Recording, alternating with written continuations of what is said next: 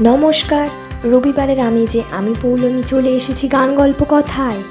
আর তোমরা যারা গল্প শুনতে খুব ভালোবাসো, দেরি করো না, চলে এসো আমাদের এই গল্পের আসরে। রবিবার মানেই গান গল্প কথা উইথ পৌলমী। আজকের গল্প ভুলের রামধনু। গল্পটি লিখেছেন সর্বাণী বন্দ্যোপাধ্যায়। সকাল 10টা। রোদ বেশ ভালোই উঠেছে।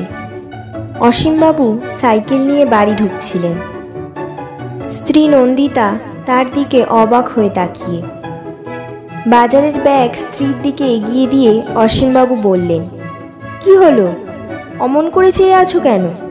মাছের ব্যাগটা ধরো, এত কিছু একসঙ্গে সামলানো যায়? নন্দিতা তখনও হাঁ করে তাকিয়ে আছেন দেখে কেমন ঘাবড়ে গেলেন। নন্দিতা কাজের মেয়ে শিলাকে ডাকছিলেন। ও শিলা, দেখে যা তোর কাকুর কাণ্ডটা। ছেলে মেয়ে চাকরি ও বিবাহ সূত্রে বাইরে থাকায় এখন ওই শিলাই সম্বল। শিলা হুড়মুড়িয়ে নেমে এলো দোতলা থেকে। বেচারি ঝাঁট দিচ্ছিল। নিচে এসে ঝাঁটা ছুঁড়ে ফেলে হাসতে হাসতে পেট চেপে সিঁড়ির নিচের ধাপে বসে পড়ল।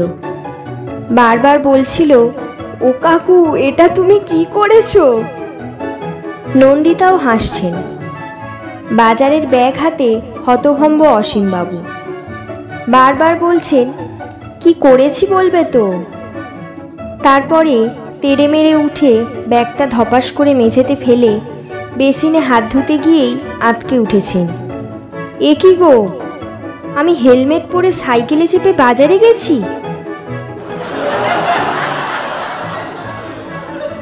তুমি একবার বললে না?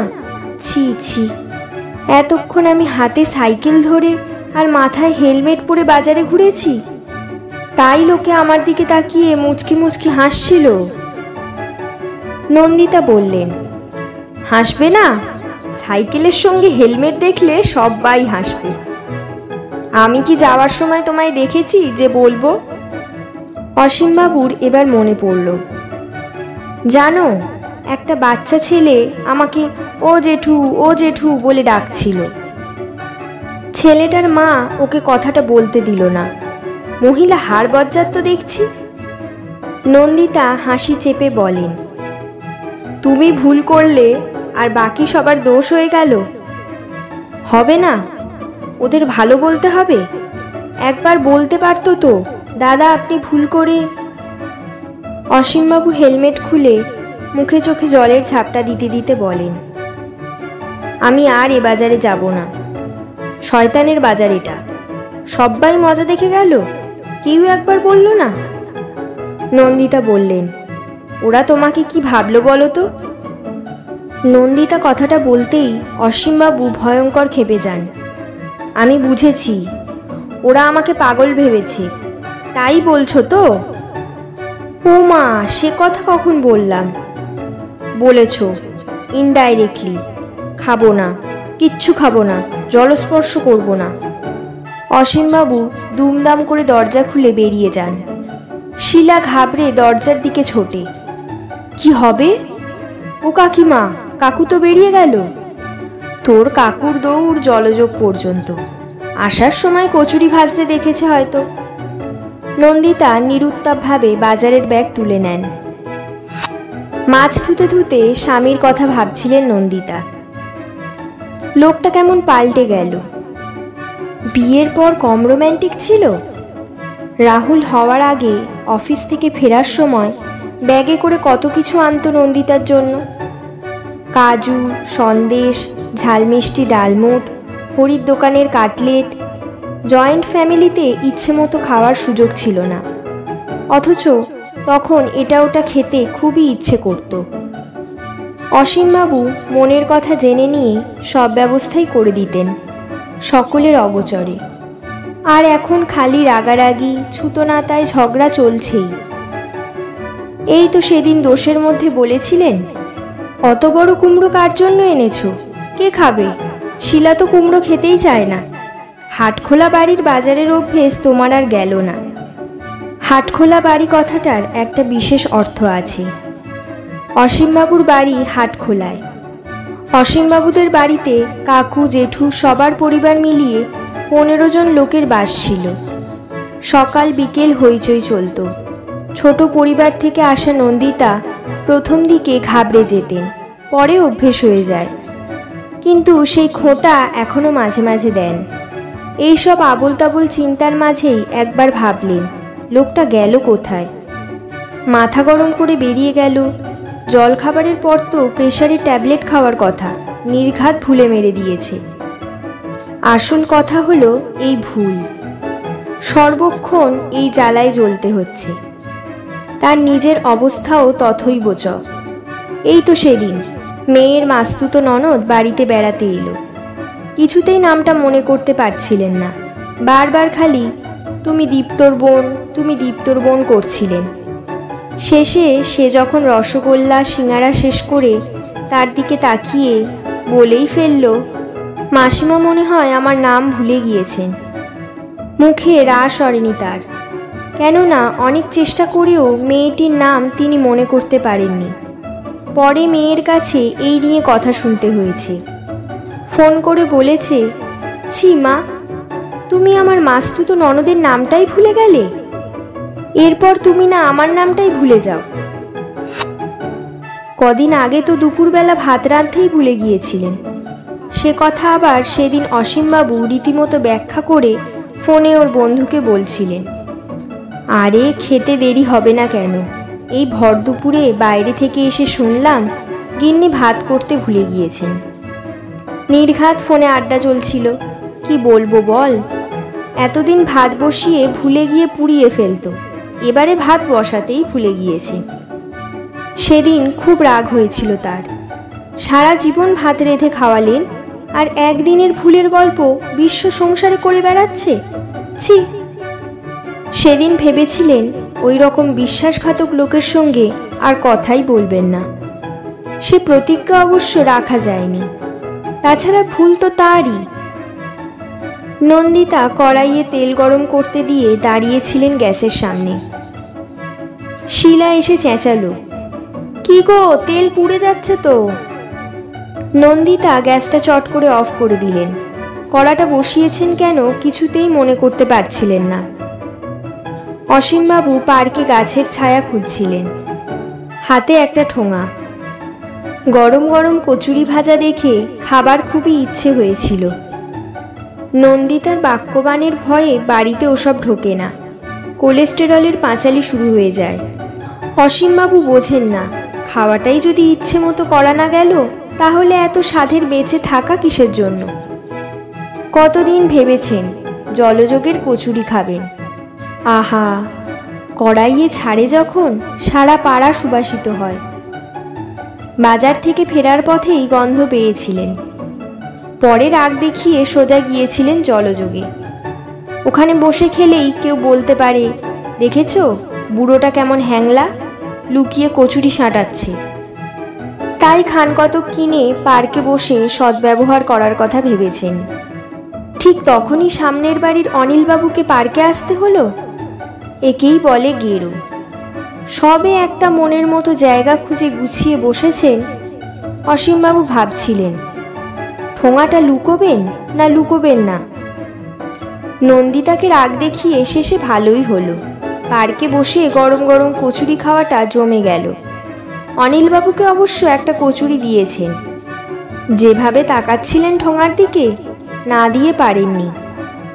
কচুরি খেয়ে অনিলবাবু মনের দুঃখ খোলসা করে বলেই ফেললেন, উনি নাকি দীর্ঘদিন বাদে এই একটা কচুরি খেলেন।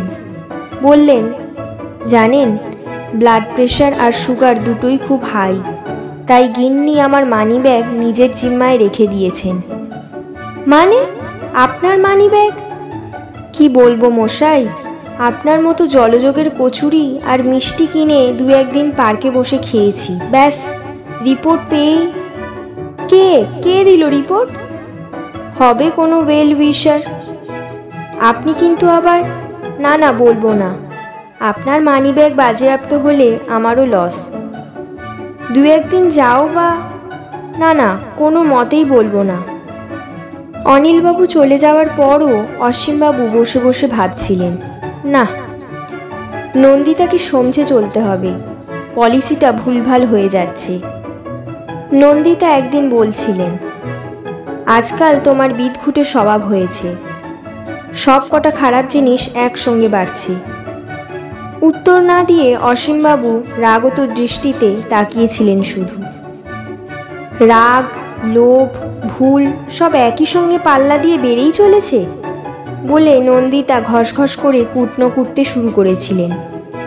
অসীমবাবু বলেছিলেন, আর তোমার একটি জিনিসই ক্রমাগত বাড়ছে, সেটি হলো স্পর্ধা, বলেই হাওয়া হয়েছিলেন। না, অতটা ঠিক হয়নি, কথাটা তো কিছু ভুল বলেনিও। মাথা তুলে এদিক ওদিক তাকান অসীমবাবু। আর তখনই নজরে পড়ে ব্যাপারটা, পার্কের বেঞ্চগুলো একটাও খালি নেই। তার নিজের মতো বেশ কিছু মানুষ এদিকে ওদিকে ছড়িয়ে ছিটিয়ে বসে ঠোঙা খুলে খুলে কি যেন খাচ্ছে। ওরাও কি তাহলে জলযোগের খদ্দের? মনে খুব দ্বিধা নিয়ে বাড়ির দিকে ফিরছিলেন তিনি। মানুষটা না খেয়ে রেগে মেগে বেরিয়ে গেল। নন্দিতা কি বলে গুছিয়ে খান? খিদে পেলেও খাওয়া যায় কি? শিলাই বা কি ভাববে? শেষ অবধি নন্দিতা জলে ছাতু গুলে খেয়ে নিয়েছিলেন। এ সময়টায় তার একটু ঝিমুনি আসে। ঝিমোতে গিয়ে কখন যে ঘুমিয়ে পড়েছেন, ঘুমিয়ে ঘুমিয়ে দেখছিলেন অনেক দূরে কোথাও দুজনে গিয়েছেন। বরফ পুরু হয়ে জমে আছে চারদিকে, তার মাঝে দুজনে হাত ধরে হাঁটছেন। হঠাৎ অসীমবাবু বরফে তলিয়ে যেতে শুরু করলেন। তিনি চেষ্টা করেও হাতটা ধরে রাখতে পারছেন না। আতঙ্কে ঘুমটা ভেঙে গেল তার। ঘুম থেকে উঠে খুব ঘাবড়ে গেলেন। ভাবছিলেন সময়টা কি, সকাল না বিকেল। প্রথমেই হাঁক পারলেন শিলার নাম করে, শিলা, এই শিলা, কোথায় গেলি রে? শিলা ঘরে ঢুকে বলল, কাকু ফিরে স্নান সেরে কাগজ পড়ছেন, তুমি ঘুমোচ্ছিলে বলে ডাকিনি। নন্দিতা রান্নাঘরের দিকে এগোন। বাইরের ঘরে উঁকি মেরে দেখেন অসীমবাবু দিব্যি কাগজ পড়ছেন। তার মানে অনুমান ঠিকই ছিল, উনি নিশ্চিত কোথাও খেয়েছেন সকালে। মুখের ওই স্নিগ্ধ প্রশান্তি খালি পেটে থাকলে থাকতো না। তখন মুখ দেখলে বাংলার পাঁচও লজ্জা পেত। আজ রথযাত্রা। মনে মনে এই দিনটাকেই ভেবে রেখেছিলেন অসীমবাবু। এরকম ভালো দিনেই সিদ্ধান্ত নিতে হয়। সেদিন বাড়ি থেকে না খেয়ে বেরিয়ে যাওয়ার পর থেকেই নন্দিতার সঙ্গে বাক্যালাপ বন্ধ চলছে। দোষ তারই। কিছু না খেয়ে বেরিয়ে গিয়ে পার্কে বসে কচুরি খেয়েছেন, আর বেচারি নন্দিতা কিছু না খেয়ে ঘুমিয়েই পড়েছিল। কিভাবে যেন জেনে ফেলেছে তিনি ওই রকম একটা জোচ্চুরি করেছেন, তাই তার সঙ্গে কথাই বলছেন না। কতবার চেষ্টা করেছেন কথা বলানোর, এখন আর সে চেষ্টা করেন না। একেবারেই হাল ছেড়ে দিয়েছেন, ভবি ভোলার নয়। সেদিন ওই জলযোগের কচুরি এনে দিলেন, একটাও খেলো না। শেষে সবটাই শিলা আর তিনি মিলে শেষ করলেন। অমন নরম খাস্তা কচুরি পয়সা দিয়ে কেনা, ফেলেন কি করে? সপ্তাহ দুয়েক কেটেছে মুখ বন্ধ করে। কম সাংঘাতিক নয়, খেতে দিচ্ছে, জামা কাপড় গুছিয়ে রাখছে, কিন্তু একটাও কথা বলছে না। ওদিকে শিলার সঙ্গে দিন রাত বকর বকর চলছে। তিনিই শুধু বোবা হয়ে আছেন। নিজের বাড়িতেই নিজেকে কেমন ভিখিরি ভিখিরি মনে হচ্ছে। তাই শেষ পর্যন্ত ঠিক করেছেন তিনি বৃদ্ধাবাসেই যাবেন। বেশি দূরে নয়, কাছেই শান্তিনিবাস নামে গড়ে ওঠা বৃদ্ধাবাসটা মনে ধরেছে তার। ওখানেই যাবেন ঠিক করে ফর্ম ফিল আপ করে এসেছেন। আজই সেই শুভ দিন, টাকা পয়সাও তৈরি রেখেছেন। গিয়ে জমা করে দিয়ে একেবারে থাকতে শুরু করে দেবেন। শুভ কাজে আর দেরি করার কিছু নেই। সংসার শিলাকে নিয়ে নন্দিতাই চালান, টাকা পয়সাও থাকে ওর কাছে। মাসে মাসে টাকা যা দেওয়ার দিয়ে যাবেন। সবটাই ভেবে ফেলেছেন, শুধু বাড়ি থেকে বেরোনোর অপেক্ষা। গতকাল রাতে দরজা বন্ধ করে সুটকেস গুছিয়েছেন। খাটের তলা থেকে বার করে বাইরের ঘরে নিয়ে রাখলেন শেষ অবধি। এবার একবার বাথরুমে যাবেন, তারপরেই বেরোবেন। এই এক বদরোগ তার, বাড়ি থেকে বেরোনোর আগে বাথরুম যেতেই হবে। বাথরুম থেকে ফিরেই হতবাক, বাইরের ঘরে আর একটা সুটকেস। নন্দিতা রেডি হয়ে বসে আছেন। গায়ে পড়ে কথা বলে ফেলেন, তুমি কোথায় যাচ্ছ? নন্দিতা চুপ। উত্তর দেয় শিলা, শান্তিনিবাসে। শান্তিনিবাস মানে? মা বাড়িতে আর থাকবেন না, ওখানেই চলে যাচ্ছেন। আমিও তো ওখানেই যাচ্ছি। শিলা হেসে ফেলে, সে কি দুজনেই এক জায়গায়? ধুত্তর, নিকুচি করেছে, কোথাও শান্তি নেই বলে নন্দিতা উঠে পড়েন। শিলা ওর সুটকেস টানতে টানতে ভিতরে ঢুকে যায়। অসীমবাবু হতভম্ব হয়ে সোফায় বসে পড়েন। শিলার উদ্দেশ্যে হাঁক পাড়েন, শিলা চা কর। চা খেতে খেতে উঠে পড়েন অসীমবাবু। ভুল, সবটাই তার ভুল। বৃদ্ধাবাসের ফর্ম ফিল আপ করে তোষকের তলায় লুকিয়ে রেখেছিলেন। মনেই ছিল না নন্দিতা রোজ বিছানা ঝাড়ে, চাদর পাল্টায়। চায়ের জন্য অপেক্ষা করতে করতে আনমনেই মুচকি হাসি ফোটে অসীমবাবুর মুখে। সব ভুল কি আর খারাপ নাকি?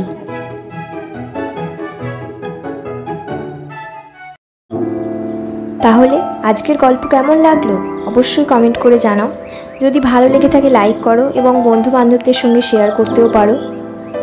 এবং আমাদের গান গল্প কথা পরিবারের সঙ্গে যুক্ত থাকতে চাইলে চ্যানেলটিকে সাবস্ক্রাইব করে দাও এবং পাশের বেল আইকনটি প্রেস করে দাও, যাতে আমার গল্প এলেই সবার প্রথম নোটিফিকেশন তোমার কাছে চলে যায়।